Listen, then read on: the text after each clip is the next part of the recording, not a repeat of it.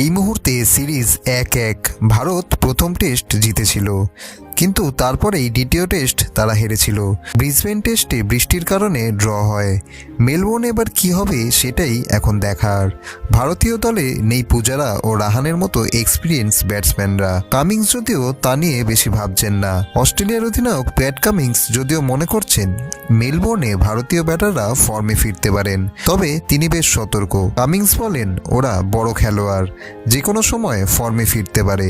আমরা চাইবো ওরা যাতে রান্না করতে পারে, তবে আমাদেরও প্রস্তুত থাকতে হবে।